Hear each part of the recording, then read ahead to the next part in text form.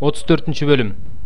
Леянын Жакыптан төрөгөн кызы Дина ал жердин кыздарын көргөнү чыкты. Аны ал жердин төрөсү Хибилик Хамордун уулу Шекем көрүп, кармап алып, аны менен жатып зордуктап койду. Жакыптын кызы Динага анын көңүлү чүп сүйүп калгандыктан кыздын жүрөгүнө жаккан сөздөрдү сүйлөдү. Анан Шекем атасы Хаморго бул кызды мага аялдыкка алып бер деди. Жакып кызы Динанын абийирин Хамордун баласы булгап койгонун укту. Бирок уулдары талаада мал менен болгондуктан алар келгиче Жакып унчуккан жок. Анан Шекемдин атасы Хамор Жакып менен сүйлөшкөнү чыкты. Жакыптын уулдары болсо талаадан келип, бул ишти укканда абдан ачууланып, кайгыга батышты. Анткени Шекем Жакыптын кызы менен жатып, Исраилдин намысын булгады. Бирок мындай кылбаш керек эле. Хамор аларга мындай деди: "Менин уулум Шекемдин кызыңарга көңүлү түшүп калыптыр. Аны уулума аялдыкка бергиле. Биз менен тууган болгула, кыз алышып кыз беришели. Биз менен чогуу жашагыла. Бул жер силердин алдыңарда турат. Ал жерлерге отурукташып, чарба жүргүзүп, ээлик кылгыла." Шекем Динанын атасы менен бир туугандарына: "Силердин алдыңарда ырайым тапсам эле болду. Силер эмне десеңер, мен баарын берем. Кандай калың бычып, эмне талап кылсаңар да аткарам. Мага кызыңарды гана берсеңер болду" деди. Бирок Жакыптын уулдары Шекемге жана анын атасы Хаморго куулук менен жооп беришти. Анткени ал алардын карындашы Динанын абийирин булгап койгон эле. Жакыптын уулдары аларга: "Анте албайбыз. Биз карындашыбызды сүннөткө отургузбаганга бере албайбыз. Анткени бул биз үчүн маскарачылык. Эгерде биздей болуп силердин да баардык эркек аттууңар сүннөткө отургузулса гана макул болобуз. Ошондо биз кыз алышып, кыз беришип, силер менен чогуу жашап, бир эл болобуз. Эгерде сүннөткө отургузулганга макул болбосоңор, анда биз кызыбызды алып кетип калабыз" дешти. Бул сөздөр Хаморго жана анын уулу Шекемге жагып калды. Улан муну аткарууга токтоосуз киришти, анткени Жакыптын кызын сүйүп калган эле. Шекем атасынын үйүндөгүлөрдүн ичинен кадыр барктуу болчу. Хамор жана анын уулу Шекем шаар дарбазасынын жанына келип, өз шаарынын тургундарына кайрылып мындай дешти: "Бул адамдар биз менен тынчтыкта. Алар бул жерде отурукташып, чарба жүргүзө беришсин. Аларга жергенен, алар менен кыз алышып, кыз беришели. Биздин да баардык эркек аттууларыбыз алардай болуп, сүннөткө отургузулган шартта гана бул адамдар биз менен жашап, бир эл болууга макул. Алардын үйүр малы да, мүлкү да биз үчүн эмеспи? Аларга макул гана болсок, биз менен жашап калышат." Ошентип Хамор менен анын уулу Шекемдин айткандарын шаар дарбазасынан чыккандын баардыгы угуп, эркек аттуулардын баардыгы, шаар дарбазасынан чыккандардын баардыгы сүннөткө отургузулду. 3-чү күнү алар ооруп жатканда, Жакыптын эки уулу, Динанын бир туугандары Шимон менен Леби кылычтарын алып, шаарга тартынбастан кол салып, эркек аттуулардын баарын кырып салышты. Хамордун өзүн да уулу Шекемди да кылыч менен өлтүрүшүп, Шекемдин үйүнөн Динаны алып чыгып кетишти. Жакыптын уулдары карындашынын абийирин булгагандыгы үчүн өлтүрүлгөндөргө келишип, алардын шаарын тоноп кетишти. Алар майда жана бодо малын, эшектерин, шаарда эмнеси болсо, талаада эмнеси болсо, баардыгын алып кетишти. Алардын байлыктарын, балдарын, аялдарын туткундап, үйлөрүндө болгон нерсесинин баардыгын талап тоноп кетишти. Ошондо Жакып Шимон менен Лебиге мындай деди: "Силер мени кайгыга салдыңар. Бул жердин тургундарына, канаандыктар менен периздиктерге мени жек көрүндү кылдыңар. Менин элим аз, алар мага каршы чогулуп, мени өлтүрүп, үй жайым менен жок кылышат. Алар болсо, эмне үчүн ал биздин карындашыбызга сойкуга мамиле кылгандай мамиле кылышы керек?" дешти. 5-бөлүм. Алар көлдүн аркы өзүндөгү Гадара аймагына келишти. Ыйса кайыктан түшөрү менен аны мүрзөлүк үңкүрлөр тараптан жин оорулуу бир адам тосуп чыкты. Ал мүрзөлүк үңкүрлөрдө жашачу. Аны эч ким чынжыр менен да байлап кое алчу эмес. Анткени аны көп жолу кишендеп, чынжыр менен байлашкан, бирок ал чынжырларды үзүп кишендерди талкалап салчу. Аны тыюуга эч кимдин күчү жетчү эмес. Ал дайыма күндүр түндүр тоолордо, үңкүрлөрдө кыйкырып жүрчү, өзүн өзү таш менен ургулачу. Ал Исаны алыстан көрүп чуркап келди да ага таазим кылып: "Эй Иса, баардыгынан жогору турган Кудайдын уулу, менде эмнең бар? Кудай үчүн суранам, мени кыйнай көрбө" деп катуу кыйкырды. Анткени Исага жин бул адамдын ичинен чыгып кет деп айткан эле. Анан Иса андан: "Сенин атың ким?" деп сурады. Ал: "Менин атым Түмөн, анткени биз көппүз" деп жооп берди. "Бизди ушул өлкөдөн кууп чыгара көрбө" деп жиндер Исадан аябай өтүнүштү. Ошол жерде тоонун боорунда чочколор жайылып жүргөн эле. Жиндердин баары Исадан: "Бизди ушул чочколорго жибер, ошолордун ичине кирели" деп өтүнүштү. Иса ошол замат аларга уруксаат берди. Жиндер адамдын ичинен чыгып чочколордун ичине кирди. Ошондо 2000ге жакын чочко көлдү карай бет алып, тик жардам кулап сууга чөгүп өлдү. Чочко кайтаруучулар болсо качып жөнөштү. Алар шаарларга, айылдарга барып, бул окуя тууралуу жарыялашты. эмне болгондугун көргөнү чыккан эл Исанын жанына келип, баягы жин оорулуунун ичинде түмөн жини бар адамдын кийим кийип, акыл эсине келип отурганын көрүп үрөйлөрү учту. Бул окуяны көргөндөр жин оорулуу адамга эмне болгондугу жөнүндө, чочколор жөнүндө элге айтып беришти. Ошондо эл Исадан өздөрүнүн аймагынан чыгып кетүүсүн сурана баштады. Иса кайыкка түшкөндө, мурда жин оорусу бар адам андан сенин жаныңда жүрөйүнчү деп суранды. Бирок Иса ага уруксат берген жок. Ага үйүңө, жакындарыңа бар. Теңир сага эмне кылганын, сага кандай ырайым көрсөткөнүн аларга айтып бер деди. Ошондо ал барып Исанын эмне кылганын Декапол дубанында жарыялай баштады. Бардыгы таң калып жатышты. Иса кайрадан берки көзгө сүзүп келгенде, анын жанына көп эл чогулуп калды. Ал көлдүн жээгинде турганда, синагога башчыларынын бири Жайыр деген киши келди. Ал Исаны көргөндө анын бутуна жыгылып, кызым өлүм алдында жатат. Барып ага колуңду тийгиз, ал оорусунан айыгып тирүү калсын деп жалынып жалбарды. Иса аны менен жөнөдү. Анын артынан ээрчип алган көп эл анын туш тарабынан кысып бара жатты. Элдин арасында 12 жылдан бери кан агуудан азап чегип жүргөн бир аял бар эле. Ал көп дарыгерлерге көрүнүп, колунда болгонун бүт түгөткөн, бирок оорусунан айыкпай абалы начарлай берген. Иса жөнүндө уккан бул аял көпчүлүктү аралап өтүп, анын артынан келип кийимине колун тийгизди. Анткени ал анын кийимине колумду тийгизсем эле айыгам деген эле. Ошол замат анын кан агуусу токтоду. Аял өзүнүн оорудан айыкканын сезди. Ошол эле учурда Иса өзүнөн күч чыкканын сезип, менин кийимиме ким колун тийгизди деп элге кайрылды. Шакирттер ага, топ эл сени кысып турганын көрүп турасың да, ана мага ким колун тийгизди дейсиң дешти. Бирок Иса муну ким кылганын көрүш үчүн тегерегин карады. Өзүнүн айыкканын билген ал аял коркконунан калтырап, Исанын алдына келип жыгылды да ага болгон чындыкты айтып берди. Ошондо Иса ага, кызым, сени ишенимиң куткарды.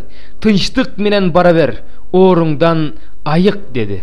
Иса ушуну айтып жатканда, синагога башчысынын үйүнөн адамдар келишип, кызың өлүп калды, эми устатты убара кылбай эле кой дешти. Иса бул сөздөрдү укканда, ошол замат синагога башчысына коркпо, бирок ишен деди. Иса Петирди, Жакыпты жана анын бир тууганы Жаканды гана ээрчитип алып, синагога башчысынын үйүнө барды. Ал жерден ал ызы чуу чүп буркурап боздоп ыйлап жаткандарды көрдү. Ичкери кирип аларга, эмнеге ызы чуу чүп ыйлап жатасыңар? Кыз өлбөй эле уктап жатат деди. Алар болсо Исаны шылдыңдап күлүштү.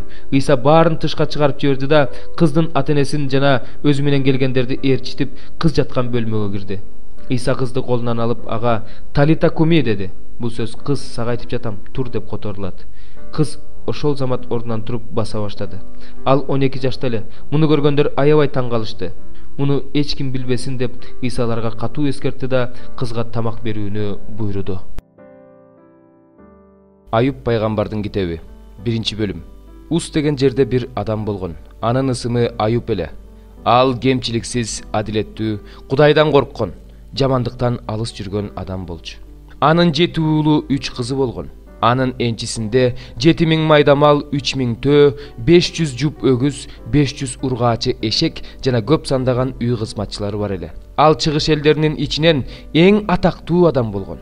Анын уулдары чогулуп, ар бири өз үйүндө, өз күнү келгенде той өткөрүп турчу.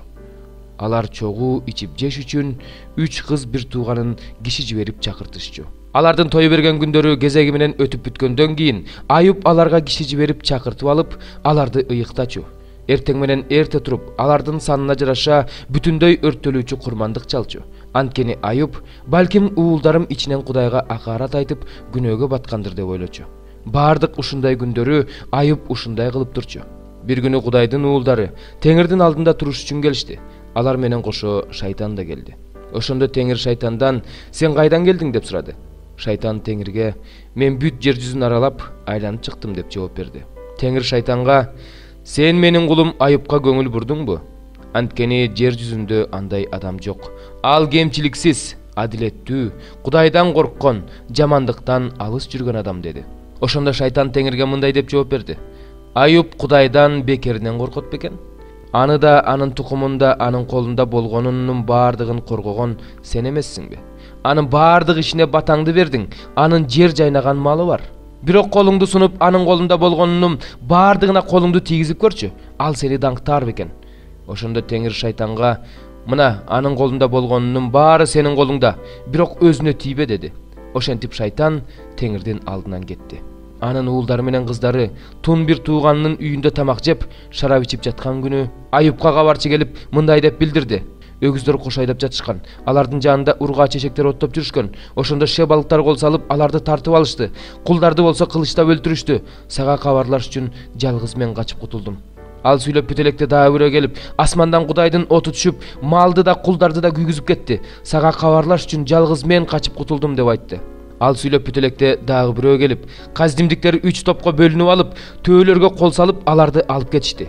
Кулдарды болсо кылычтап өлтүрүштү. Сага кабарлаш үчүн жалгыз мен качып кутулдум деп айтты. Ал сүйлөп бүт электе дагы бирөө келип, мындай деди: Сенин уулдарың менен кыздарың тун бир тууганынын үйүндө тамак жеп, шарап ичип жатышканда, чөлдөн катуу шамал келип үйдү талкалады. Балдарыңды үй басып калды. Алар өлүштү. Сага кабарлаш үчүн жалгыз мен качып кутулдум. Ошондо Айып тура калып, сырт кийимин айрып чачын алды. Жүз төмөндөп жыгылып, Кудайга таазим кылып: Мен бул дүйнөгө жылаңач келгем. Жылаңач кетем. Берген да Теңир, алган да Теңир. Теңирдин ысымы даңкталсын деди. Ошонун бардыгына карабастан Айып күнөө кылган жок, Кудайга акарат келтирген жок. 5-бөлүм. Ошентип биз ишеним аркылуу акталып, Теңирибиз Иса Машаяк аркылуу Кудай менен тынчтыкка ээбиз. Исага ишенүү аркылуу бизге бул ырайымга жол ачылды. Ошол ырайымга бөлөнүп, Кудайдын даңкына үмүттөнүү менен мактанып жатабыз. Бул нерсе менен гана эмес, кайгылар менен да мактанып жатабыз. Анткени биз кайгы аркылуу чыдамкайлык аркылуу тажрыйбалуулук аркылуу үмүт келерин билебиз. Ал эми үмүт уят кылбайт. Анткени Кудайдын сүйүүсү бизге берилген ыйык рух аркылуу жүрөгүбүзгө төгүлгөн. Анткени биз алсыз кезде эле, белгиленген убакта Машаяк Кудайсыздар үчүн өлгөн. Адил адам үчүн ким өлсүн? Жакшы адам үчүн кимдир бирөө өз жанын кыйса кыяр? Машаяк болсо биз күнөөкөр кезде биз үчүн өлдү. Бул аркылуу Кудай өзүнүн бизге болгон сүйүүсүн далилдеди. Машаяктын каны аркылуу акталгандыктан Кудайдын каарынан ал аркылуу куткарыларыбыз да анык. Анткени биз Кудайдын душманы болуп туруп, уулунун өлүмү аркылуу аны менен элдешип жатсак, анда элдешкенден кийин уулунун өмүрү аркылуу куткарыларыбыз да анык. Муну менен гана эмес, бизди Кудай менен элдештирген Теңирибиз Иса Машаяк аркылуу Кудайдын өзү менен да мактанабыз. Дүйнөгө бир адам аркылуу күнөө кирди, күнөө аркылуу өлүм кирди. Ошентип өлүм бардык адамдарга өттү, себеби бардыгы күнөө кетиришти. Анткени мыйзам берилгенге чейин эле дүйнөдө күнөө бар болчу. Бирок мыйзам жок болсо күнөө эсептелинбейт. Бирок өлүм адам атадан Мусага чейин жашаган адамдардын үстүнөн жана келе турган кишинин бейнеси болгон адам атаныкындай күнөө кетирбегендердин үстүнөн бийлик жүргүзүп келген. Бирок ырайымдын белегин күнөөнүн жазасына салыштыруу мүмкүн эмес. Бир адамдын күнөөсүнүн айынан көптөр өлүмгө дуушар болушса, Кудайдын ырайымы жана бир адамдын Иса Машаяктын ырайым белеги көп адамдарга артыгы менен берилип жаткандыгы анык. Ырайымдын белеги бир адамдын күнөөсүнүн натыйжасы сыяктуу эмес. Анткени бир күнөө үчүн болгон сот айыпталууга, ал эми ырайымдын белеги көп күнөөлөрдөн акталууга алып келет. Анткени өлүм бир адамдын күнөөсүнүн айынан ошол адам аркылуу бийлик жүргүзсө, анда молдук менен көрсөтүлгөн ырайымды жана белек кылынган адилдикти кабыл алгандар бир Иса Машаяк аркылуу өмүргө бийлик жүргүзүшөрү да анык. Ошондуктан бир адамдын күнөөсүнүн айынан бардык адамдар сотко тартылгандай эле, бир адамдын адилдиги аркылуу да бардык адамдар өмүргө ээ болуу үчүн акталышат. Анткени бир адамдын тил албастыгынын айынан көп адамдар күнөөкөр болгондой эле, бир адамдын тил алчаактыгы аркылуу көп адамдар адил болушат. Мыйзам болсо кийин келди. Ошондо күнөө көбөйдү. Бирок күнөө көбөйгөндө ырайым андан да мол болду. Күнөө бийлик жүргүзүп, өлүмгө дуушар кылгандай эле, ырайым да адилеттик аркылуу бийлик жүргүзүп, Теңирибиз Иса Машаяк аркылуу түбөлүк өмүргө ээ кылат.